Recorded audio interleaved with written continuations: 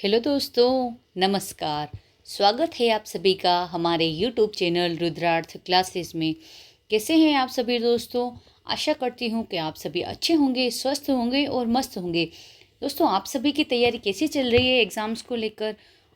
आशा करती हूँ कि आपकी तैयारी भी अच्छी चल रही होगी और अभी आप सभी के, अगर आप रीट की तैयारी कर रहे हैं तो आप सभी का रिवीजन चल रहा होगा। दोस्तों, आप सभी की रिवीजन को हम अच्छा बनाने के लिए हम एक टॉपिक लेकर आए हैं। राजस्थान की history and art and culture का हमारा टॉपिक है राजस्थान की जनजातियाँ। दोस्तों, ये एकमात्र ऐसा टॉपिक है जो राजस्थान का चाहे कोई सा भी एग्ज़ाम हो, चाहे आरपीएससी का हो, चाहे अधीनस्थ बोर्ड का हो, उसमें ये टॉपिक शामिल किया ही जाता है और यहाँ से लगभग हर बार एग्ज़ाम में 2 से 3 क्वेश्चन पूछे जाते हैं जनजातियों से संबंधित। दोस्तों, आज हम पढ़ने वाले हैं राजस्थान की जनजातियाँ। इसका एक संपूर्ण विश्लेषण पढ़ेंगे। इसके बारे में मैं आप पूरी जानकारी दे दूँगी मैं इस वीडियो के माध्यम से। अगर आप ये क्लास देख लेते हैं तो आपको जनजातियों के बारे में किसी भी आप और क्लास को आपको पढ़ने की ज़रूरत नहीं पड़ने वाली है, क्योंकि इस क्लास में आपको संपूर्ण पूरा जनजातियों का जो डेटा आता है वो पूरा बता दिया जाएगा इस क्लास में आपको। तो दोस्तों, हम शुरू करते हैं। राजस्थान की जनजातियाँ। तो राजस्थान की जनजातियाँ एसटी को कहते हैं हम, शेड्यूल्ड ट्राइब्स। राज्य की सांस्कृतिक और सामाजिक संरचना का एक अभिन्न अंग है राजस्थान की जनजातियाँ। 2011 की जनगणना के अनुसार राजस्थान की कुल जनसंख्या में अनुसूचित जनजातियों का प्रतिशत कितना है? लगभग तो 13.48% है ये। तो आपको यहाँ से क्वेश्चन पूछ सकता है कि राजस्थान की जो कुल जनसंख्या है उसमें अनुसूचित जनजाति का प्रतिशत कितना है? तो 13.48% इसका है जनजातियों का। फिर आती है दोस्तों प्रमुख जनजातियाँ कौन कौन सी हैं। दोस्तों, ऐसे तो टोटल हमारी 12 ऐसी जनजातियाँ हैं जो अधिसूचित हैं, 12। लेकिन हम जो मुख्य है जनजातियाँ उनके बारे में पढ़ेंगे, जिनकी जनसंख्या सबसे ज़्यादा है, जिनकी भागीदारी सबसे ज़्यादा है, उन जनजातियों के बारे में हम मुख्य रूप से पढ़ेंगे। हमारी पहली जनजातियाँ आती है दोस्तों मीणा जनजाति। इसकी विशेषता क्या क्या है हम देखते हैं। पहले देखेंगे हम जनसंख्या। तो दोस्तों, ये सर्वाधिक जनसंख्या वाली जनजाति है। फर्स्ट क्वेश्चन ही यही बनता है कि सर्वाधिक जनसंख्या वाली जनजाति कौन सी है? तो मीणा है। ठीक है। फिर नेक्स्ट आता है इसका निवास क्षेत्र कहाँ है। तो मीणा जाति के लोग सर्वाधिक कहाँ पर निवास करते हैं राजस्थान में? तो पूर्वी राजस्थान में निवास करते हैं। जयपुर, दौसा, सवाई माधोपुर, करौली, अलवर, उदयपुर और बूंदी में मीणा सर्वाधिक निवास करते हैं। फिर इनकी उत्पत्ति कैसे हुई है? तो मीणा शब्द का अर्थ मछली होता है, मत्स्य। ये स्वयं को भगवान विष्णु के अवतार का वंशज मानते हैं। ठीक है। फिर नेक्स्ट है हमारा इनका सामाजिक वर्ग। तो मीणा कितने प्रकार के होते हैं? 2 प्रकार के होते हैं। एक होता है जमींदार मीणा और एक होता है चौकीदार मीणा। जमींदार मीणा क्या करते हैं? ये खेती और पशुपालन करते हैं। और चौकीदार मीणा क्या करते हैं? राजमहलों की रक्षा करने वाले। पहले जो राजा महाराजा होते थे उनके राजमहलों की रक्षा करते थे चौकीदार मीणा। आपको चौकीदार से नाम से आपको समझ में आ जाएगा, ये चौकीदारी करते हैं। तो राजमहलों की रक्षा करने वाले चौकीदार और जमींदार मीणा खेती और पशुपालन करते हैं। फिर नेक्स्ट आता है शिक्षा। तो राजस्थान की सर्वाधिक शिक्षित जनजाति है। तो दोस्तों, एक क्वेश्चन यहाँ से ये भी बनता है कि सर्वाधिक शिक्षित जनजाति कौन सी है? तो मीणा जनजाति है। फिर आते हैं इनके कुल देवता कौन है? तो कुल देवता बुझ देवता है। फिर इनका नृत्य लांगूरिया नृत्य। तो लांगूरिया नृत्य कहाँ किया जाता है? तो करौली में केला देवी के मेले में किया जाता है। तो नेक्स्ट आता है सुधार आंदोलन कौन कौन से हैं मीणा जनजाति में? तो मीणा क्षेत्रीय सभा 1933 में इसका गठन किया गया और मुनि मगन सागर द्वारा मीन पुराण की रचना की गई 1944 में। तो 2 क्षेत्रीय सुधार आंदोलन है इसके। मीणा क्षेत्रीय सभा की स्थापना 1933 में की, इससे सुधार हुआ मीणा जनजाति में। और मुनि मगन सागर द्वारा मीन पुराण की रचना की 1944 में। नेक्स्ट आती है हमारी। तो दोस्तों, ये जानकारी थी पूरी मीणा जनजाति के बारे में। ये पूरी संपूर्ण जानकारी है मीणा जनजाति के बारे में। यहाँ से आपको मीणा जनजाति से बाहर क्वेश्चन नहीं जाएगा, लगभग यहाँ से ही सारे क्वेश्चंस बन जाएंगे आपके। फिर नेक्स्ट आती है हमारी जनजाति दोस्तों भील जनजाति। इसकी विशेषता क्या है हम देखते हैं। जनसंख्या में कितनी भागीदारी है इसकी? तो राजस्थान की दूसरी सबसे बड़ी प्राचीन जनजाति है। तो पहले तो कौन सी थी दोस्तों? मीणा थी। और नेक्स्ट आती है हमारी भील जनजाति, ये दूसरी सबसे बड़ी जनजाति है। फिर आता है इसका निवास क्षेत्र कहाँ पर है? तो निवास क्षेत्र इसका दक्षिणी राजस्थान में है। उदयपुर, बांसवाड़ा, डूंगरपुर, चित्तौड़गढ़ और सिरोही में जिले में ये निवास करते हैं। मीणा तो दोस्तों पूर्वी राजस्थान में निवास करते थे और भील कहाँ करते हैं, दक्षिणी राजस्थान में। अब भीलों की उत्पत्ति के बारे में जानते हैं। तो भीलों की उत्पत्ति भील शब्द जिसका अर्थ होता है तीर और कमान, ये द्रविड़ भाषा की बिलू से बना है और इन्हें वनपुत्र भी कहा जाता है। तो दोस्तों वनपुत्र किसे किसे कहा है इन्होंने, किसने कहा, तो कर्नल जेम्स टोड ने इनको वनपुत्र कहा है भीलों को। नेक्स्ट आता है इनका सामाजिक जीवन। तो इनके घरों को क्या कहते हैं, कू या टापरा कहते हैं। ये कूप नहीं आएगा दोस्तों, यहाँ पर कू ही आएगा, सिर्फ कू या टापरा कहते हैं भीलों के घरों को। फिर इनका गांव क्या कहलाता है, पाल कहलाता है। गांव का मुखिया गमेती या पटेल कहलाता है। इस क्वेश्चन को आप इम्पोर्टेंट लगा लीजिए कि भीलों के मुखिया को क्या कहा जाता है, गमेती या पटेल, और गांव को पाल कहते हैं और घरों को भी कू कहते हैं, घरों को कू कहते हैं। तो ये तीनों तो आपके इम्पोर्टेंट क्वेश्चन बनते ही हैं। और इनका निवास क्षेत्र भी आपको याद रखना ही है। तो दोस्तों ये जानकारी थी आपकी भील जनजाति के बारे में। इसके और भी आते हैं। तो इसके विवाह में, विवाह कौन कौन से प्रकार है, भीलों में विवाह का प्रकार कौन कौन सा है, तो एक है दापा प्रथा, इसमें वधू का मूल्य आंका जाता है। फिर आता है हाथी वेंडो, इसमें वृक्षों को साक्षी मानकर विवाह किया जाता है। फिर नेक्स्ट आता है नाता प्रथा, या इसे पुनर्विवाह भी कहते हैं। तो 3 प्रकार के इसमें विवाह प्रथा है। एक तो दापा है, फिर हाथी वेंडो है और तीसरा है नाता प्रथा। फिर नेक्स्ट आता है इसमें वस्त्र। तो पुरुषों के वस्त्र देखते हैं हम सबसे पहले। तो पुरुषों के वस्त्र में खोयतु किसे कहते हैं। तो दोस्तों भीलों से संबंधित वस्त्र कौन कौन से हैं, तो पुरुषों के वस्त्र देखेंगे हम सबसे पहले। तो पुरुषों के वस्त्रों में खोयतु, खोयतु किसे कहते हैं, इनकी तंग धोती होती है, इन्हें खोयतु कहा जाता है। फिर आता है पोतिया। तो दोस्तों सिर पर लपेटा कपड़ा, जो पुरुष सिर पर कपड़ा लपेटते हैं उसे पोतिया कहा जाता है। और एक तो आ जाता है पुरुषों के वस्त्रों में खोयतु और पोतिया। तो खोयतु तो इनकी तंग धोती है, ये तंग धोती पहनते हैं, इसे तो खोयतु कहते हैं, और सिर पर ये कपड़ा लपेटते हैं, इसे पोतिया कहते हैं। फिर महिलाओं के वस्त्र पढ़ते हैं हम। महिलाओं के वस्त्रों में कछाबू आता है। कछाबू किसे कहते हैं, तो महिला घुटनों तक जो घाघरा पहनती है उसे कछाबू कहा जाता है। कछाबू नहीं, ये कछाबू है। तो इनके महिलाओं के घुटनों तक का घाघरा क्या कहलाता है, कछाबू। तो दोस्तों ये आपके यहाँ से इम्पोर्टेंट क्वेश्चन बन जाएगा आपका। भीलों के वस्त्रों से संबंधित आपको क्वेश्चन पूछ लेता है कि खोयतु किसे कहते हैं या फिर पोतिया किसे कहते हैं। तो ये आपको याद रखना है कि सिर पर जो भील पुरुष कपड़ा लपेटते हैं उसे पोतिया कहते हैं, जो इनकी तंग धोती होती है वो खोयतु कहलाती है, और फिर घुटनों तक घाघरा पहनती हैं महिलाएं, उसे हम कछाबू कहते हैं। फिर भीलों से संबंधित मेले कौन कौन से हैं, तो मेला आता है सबसे पहला बेणेश्वर धाम मेला। ये आपके इम्पोर्टेंट मेला है। ये कहाँ पड़ता है दोस्तों, डूंगरपुर में पड़ता है। डूंगरपुर के नवा टापरा में, नवा टापरा गांव में ये मेला भरता है। और कब भरता है दोस्तों ये, तो माघ पूर्णिमा को ये मेला भरता है, माघ पूर्णिमा को। ये कौन सी नदियों के संगम पर भरता है दोस्तों, तो ये सोम, माही और जाखम नदियों के संगम पर यह मेला भरता है। इन तीनों नदियों का यहाँ पर संगम होता है और 3 नदियों के संगम पर ये मेला बढ़ता है। बेणेश्वर धाम मेला ये डूंगरपुर में बढ़ता है, नवा टापुरा में, और इसे आदिवासियों का कुंभ भी कहा जाता है दोस्तों। फिर नेक्स्ट मेला आता है घोटिया अम्बा मेला। ये कहाँ पर बढ़ता है, ये बांसवाड़ा में बढ़ता है।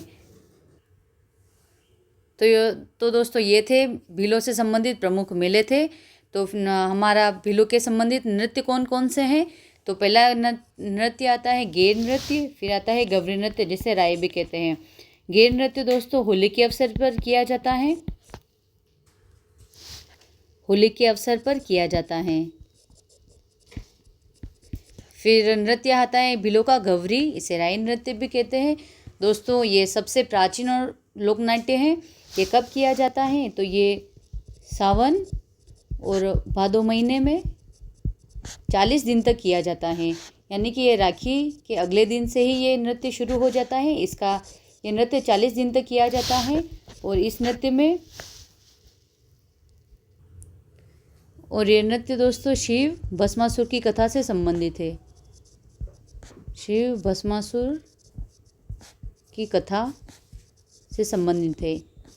फिर आता है इनका नृत्य नेजा नृत्य। और हाथीमना नृत्य, हाथीमना नृत्य कब किया जाता है? विवाह पर किया जाता है। तो यहाँ से आपके इम्पोर्टेंट क्वेश्चन बनता है, हाथीमना नृत्य कब किया जाता है? विवाह पर। और ऐसे क्वेश्चन भी पूछ सकता है कि विवाह पर कौन सा नृत्य किया जाता है? भीलों में तो हाथीमना नृत्य किया जाता है। नेक्स्ट जनजाति है हमारी गरासिया जनजाति। दोस्तों 2 जनजातियाँ हमने पढ़ी है, पहली पढ़ी हमने मीणा, फिर पढ़ी हमने भील। दोनों के बारे में हमने पूरी डिटेल पढ़ ली है। उनके नृत्य कौन से हैं, उनमें विवाह कौन कौन से प्रचलित है, उनके घर, मुखिया, सारी डिटेल हमने पढ़ ली, उनका निवास स्थान कहाँ है। फिर नेक्स्ट जनजाति हमारी तीसरी जनजाति आती है गरासिया जनजाति। इसकी विशेषता क्या है देखते हैं। तो जनसंख्या में इसका प्रतिशत कितना है गरासिया जनजाति का? तो राजस्थान की तीसरी सबसे बड़ी जनजाति है गरासिया जनजाति। इसका निवास क्षेत्र कहाँ कहाँ पर है गरासिया का? तो सिरोही जिले की आबू रोड व पिंडवाड़ा तहसील है। इनका मूल प्रदेश भाखड़ क्षेत्र कहलाता है। तो निवास क्षेत्र कहाँ पर है? सिरोही जिले की आबू रोड और पिंडवाड़ा तहसीलें हैं। तो ये यहाँ से भी आपके इम्पोर्टेंट क्वेश्चन बनता है कि गरासिया जनजाति का निवास क्षेत्र कहाँ पर है और मूल प्रदेश क्या कहलाता है? भाखड़ क्षेत्र कहलाता है। उत्पत्ति की बात करें हम गरासियों की, तो स्वयं को चौहान राजपूतों का ये वंशज मानते हैं। फिर आता है गरासियों का सामाजिक जीवन। घरों को क्या कहते हैं गरासियों के? तो घेर कहते हैं। तो गरासियों का घर क्या कहलाता है? घेर कहलाता है। इनके गांव की इकाई फालिया या फलिया कहलाता है। फिर मृत्यु का स्मारक इनके क्या कहलाता है? हुर्रे या सहर कहलाता है। तो क्वेश्चन पूछ ले कि हुर्रे या सहर क्या है? तो गरासियाओं में मृत्यु के बाद जो स्मारक बनाया जाता है उसे हुर्रे या सहर कहते हैं। और सहरिया में विवाहों के कौन कौन से प्रकार हैं? तो पहला प्रकार है आपके दोस्तों ताड़ना विवाह। ताड़ना विवाह में क्या होता है कि वधू का मूल्य आंका जाता है, यानी कि जो लड़की होती है उसका मूल्य आंका जाता है, वो ताड़ना विवाह होता है। फिर आता है दोस्तों मेलबो विवाह, इसमें दहेज प्रथा प्रचलित है। फिर आता है सेवा विवाह, ये विवाह इनमें प्रचलित है गरासिया जनजाति में। और ताड़ना विवाह पूछा गया है एग्जाम में, यहाँ से इम्पोर्टेंट बनता है। फिर आता है दोस्तों गरासिया में कृषि कौन कौन सी है? कृषि हारी और बावरी, ये सामूहिक कृषि है, इसको हम हारी और बावरी कहते हैं। फिर मेले कौन कौन से है गरासियों के? तो सियावा का मेला, ये सिरोही में बढ़ता है। फिर आता है गौर का मेला, ये वैशाख पूर्णिमा को बढ़ता है। 2 तरह के मेले हैं इनमें, सियावा मेला सिरोही और गौर का मेला वैशाख पूर्णिमा को बढ़ता है ये। फिर आता है नृत्य कौन कौन से है गरासिया में? तो वालर नृत्य, ये बिना वाद्य यंत्र के किया जाता है। आपको इम्पोर्टेंट लगा लेना है ये कि बिना वाद्य यंत्र के कौन सा नृत्य किया जाता है? तो वालर नृत्य किया जाता है। फिर नृत्य आता है लूर, मादल, जवारा, गौर और मोरिया। मोरिया विवाह कब किया जाता है? विवाह पर किया जाता है। तो इसको भी आप इम्पोर्टेंट लगा लें।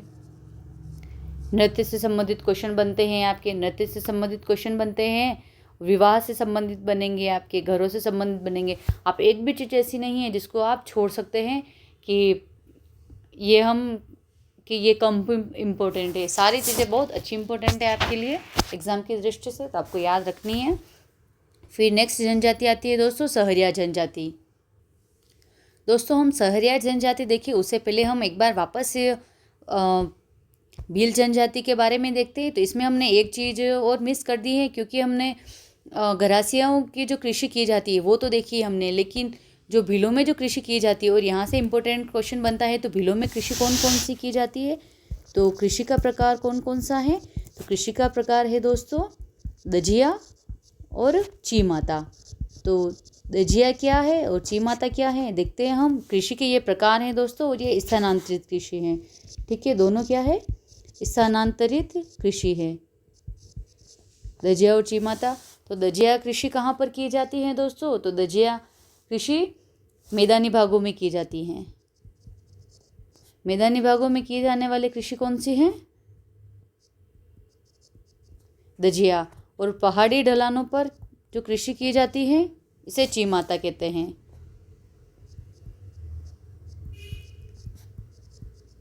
पहाड़ी ढलानों पर की जाने वाली कृषि क्या कहलाती है? ची माता कहलाती है। तो आपको कृषि से संबंधित भी यहाँ पर ये पॉइंट याद रखना है। गरासिया का हमने पढ़ लिया है दोस्तों। फिर आती है हमारी सहरिया जनजाति 4th नंबर की। इसकी विशेषता क्या है? तो राजस्थान की एकमात्र जनजाति जो आदिम जनजाति समूह पीटीजी में शामिल हैं। तो ये आपके इम्पोर्टेंट क्वेश्चन बनता है कि एकमात्र आदिम जनजाति कौन सी है जो पीटीजी में शामिल है समूह, तो आदिम जनजाति समूह में शामिल है। तो आपको ये याद रखना है, ये इम्पोर्टेंट बनता है यहाँ से क्वेश्चन आपके। इसका निवास क्षेत्र कहाँ है, तो बारां जिले की शाहाबाद और किशनगंज तहसीलों से। इम्पोर्टेंट है, आपके निवास क्षेत्र पूछ सकता है। और सहरिया के नाम का अर्थ क्या होता है, तो शहर होता है, और ये फारसी भाषा का शब्द है। इसका अर्थ क्या होता है, जंगल। शहर का अर्थ होता है जंगल, और ये फारसी भाषा का शब्द है शहर। सहरियाओं का सामाजिक जीवन कैसा है, क्या है सामाजिक जीवन के बारे में जानते हैं हम। तो सहरियाओं के गांव को क्या कहते हैं, शहरोल। बस्ती सहराना कहलाती है। घरों को गोपना या कोरुआ कहते हैं। इनका मुखिया क्या कहलाता है, कोतवाल इनका मुखिया कहलाता है। सहरिया जनजाति का मुखिया कोतवाल कहलाता है। अच्छा बनता है यहाँ से क्वेश्चन, मुखिया पूछ सकता है आपको एग्जाम में। फिर आता है आवास। सहरियाओं के आवास, पेड़ पर बनी मचानुमा झोपड़ी को हटाई कहते हैं। तो इनके आवास में जो पेड़ पर मचानुमा झोपड़ी बनी होती है, इसे क्या कहते हैं, हटाई कहते हैं। तो हटाई शब्द देकर के आपको ये क्वेश्चन भी पूछ सकता है कि हटाई शब्द किस जनजाति से संबंधित है। तो आपको याद रखना है, सहरिया जनजाति से संबंधित है।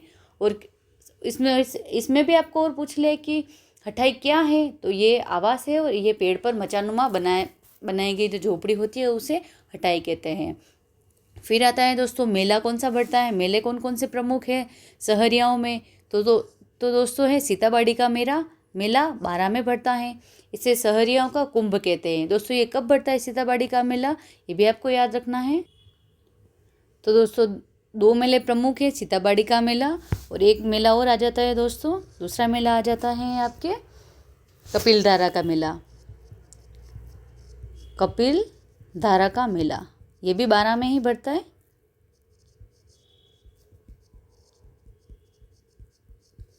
सीताबाड़ी का मेला है, इसे सहरियों का कुंभ कहते हैं, और कपिलधारा का मेला ये भी बारां में बढ़ता है। तो ये दोनों सहरिया जनजाति से संबंधित मेले हैं। फिर इनके नृत्य कौन कौन से हैं, तो नृत्य है लहंगी, शिकारी और सांग।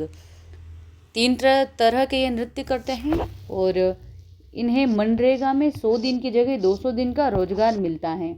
तो आपके लिए यहाँ से भी इम्पोर्टेंट क्वेश्चन बनता है कि कौन सी जनजाति है जिसे मनरेगा में 100 की जगह 200 दिन का रोजगार मिलता है। तो ये सहरिया जनजाति है। तो दोस्तों ये डिटेल थी पूरी सहरिया जनजाति के बारे में। तो दोस्तों ये जो 4 जनजातियाँ थी, ये प्रमुख जनजातियाँ थी, भील, मीणा, गरासिया और सहरिया। 4 जनजातियों के बारे में हमने पूरी अच्छे से फुल डिटेल पढ़ी है। लगभग क्वेश्चन जो आपके पूछा जाएगा वहीं से पूछा जाएगा। फिर जो और अन्य प्रमुख जनजातियाँ और कौन सी है, टोटल हमने 12 देखी थी दोस्तों। 12 में से भी हमने 4 पढ़ ली है। अब और कौन कौन सी है प्रमुख और आती है जनजाति दोस्तों हमारे नेक्स्ट, डामोर। ये कहाँ निवास करती है, डूंगरपुर, सिमलवाड़ा और बांसवाड़ा में निवास करती हैं। डूंगरपुर का जो सिमलवाड़ा है वहाँ पर, और बांसवाड़ा में।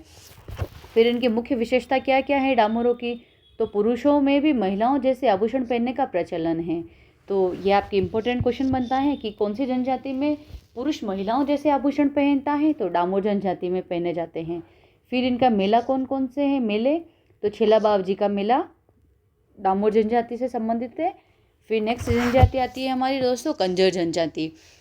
ये कहाँ निवास करती है, कोटा, बूंदी और झालावाड़ में निवास करती हैं। और इनकी मुख्य विशेषता क्या है, आपराधिक प्रवृत्ति है तो ये प्रसिद्ध हैं। और फिर ये आशीर्वाद, हकम राजा का प्याला पीकर कसम खाना ये जरूरी समझते हैं। और ये हकम राजा का प्याला पीकर और कसम खाकर ये कभी झूठ नहीं बोलते हैं ये, ठीक है। फिर इनका नृत्य है चक्री। तो क्वेश्चन बनता है कि चक्री नृत्य कौन सी जनजाति से संबंधित है, तो कंजर जाति से संबंधित है। फिर नेक्स्ट जाति आती है दोस्तों कथोड़ी। कहाँ निवास करती है, उदयपुर के जाडोल और कोटड़ा में। मूलतः ये कहाँ की है, तो महाराष्ट्र की जनजाति है दोस्तों कथोड़ी। का मुख्य कार्य कथा तैयार करना है। फिर महिलाएं मराठी शैली में जो साड़ी पहनती है उसे फड़का कहते हैं। तो फड़का कौन सी जनजाति से संबंधित है और फड़का किसे कहते हैं, तो दोस्तों कथोड़ी जनजाति की जो महिलाएं हैं वो मराठी शैली में जो साड़ी पहनते हैं उसे फड़का कहा जाता है। दोस्तों ये जो जनजाति है मूलतः महाराष्ट्र की है। फिर आता है दोस्तों सांसी जनजाति। कहाँ की, ये भरतपुर की है। दो उपसमूह में होती है जनजाति बीजा और माला के विवाह बारी इसमें पकवान बांटने का रिवाज होता है। तो बीजा और माला किस जनजाति के समूह है, उपसमूह है? तो सांसी जनजाति के। और ये है क्वेश्चन इम्पोर्टेंट है, ये एग्जाम में पूछा गया क्वेश्चन है ये। तो दोस्तों ये हमारी और जनजाति थी डामोर, कंजर, कथोड़ी और सांसी। फिर दोस्तों आता है जनजाति शब्दावली कि कौन कौन की ये जो हमने जनजातियाँ पढ़ी है, इन जनजातियों में क्या क्या शब्द है जो प्रमुख है और कौन कौन से शब्द कौन कौन से जनजाति से संबंधित हैं। तो पहला शब्द आता है दोस्तों गमेती। ये भील जनजाति के लिए आता है गमेती। तो गमेती का अर्थ क्या होता है कि गांव का मुखिया या पाल गांव का मुखिया। पाल बड़ा गांव का मुखिया होता है, उसे हम गमेती कहते हैं। फिर आता है दोस्तों कोतवाल। ये सहरिया जनजाति से संबंधित है कोतवाल। और कोतवाल का अर्थ क्या होता है? जो गांव का मुखिया होता है उसे कोतवाल कहा जाता है। और भील में गमेती होता है, यह गांव का मुखिया होता है। और कोतवाल सहरिया में होता है गांव का मुखिया।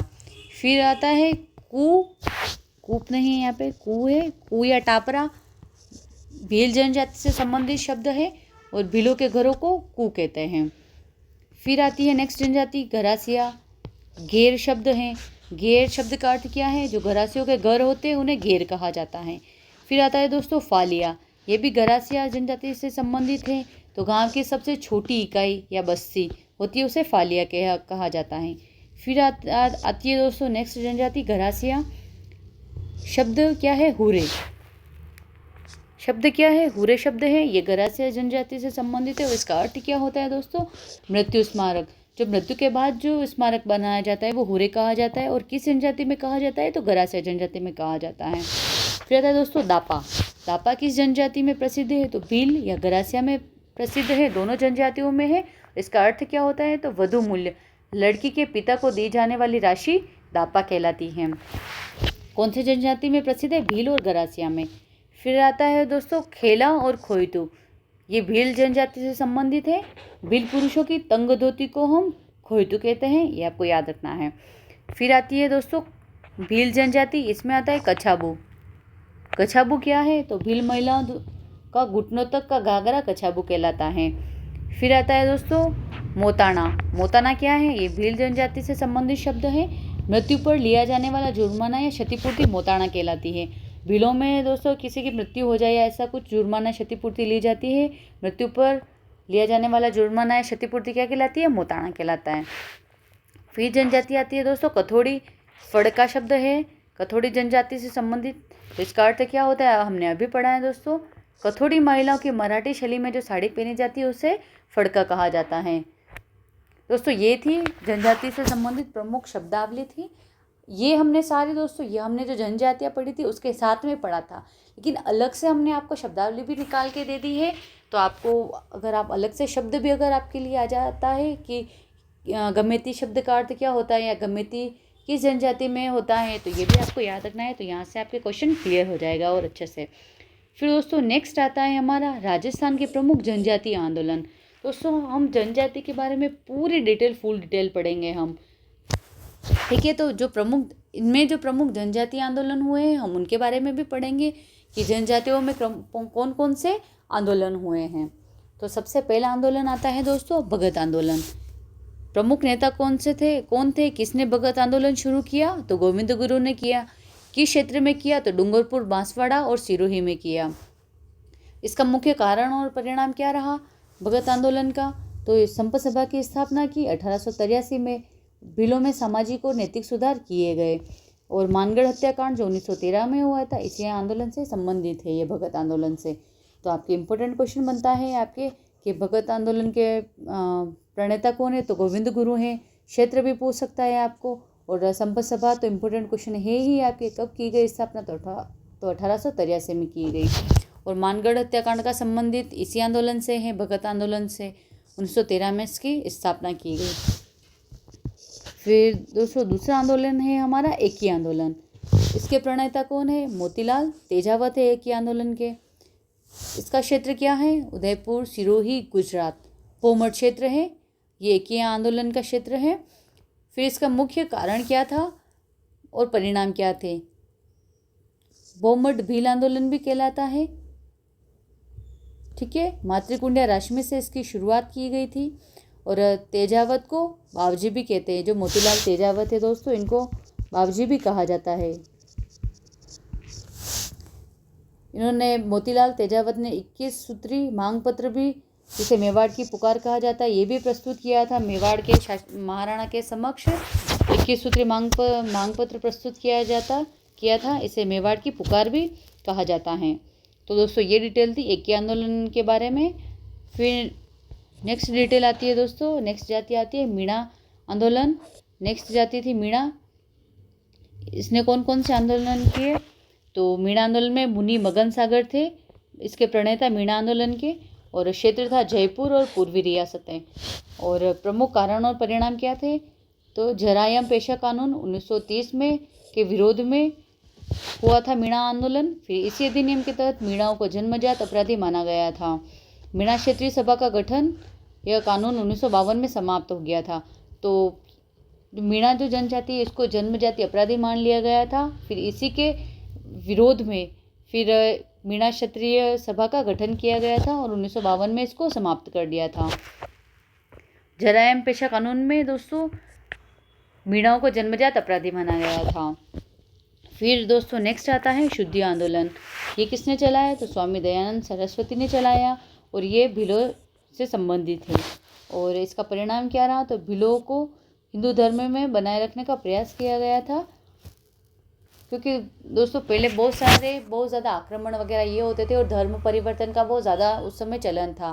तो जो हिंदू थे उनको हिंदू बनाए रखने के लिए ये आंदोलन चलाया गया था, शुद्धि आंदोलन। जिन्होंने धर्म किसी कारण से परिवर्तित कर लिया था उनको वापस इस आंदोलन के तहत वापस उनको हिंदू धर्म दिलवाया गया था। हिंदू धर्म उन लोगों ने अपनाया था।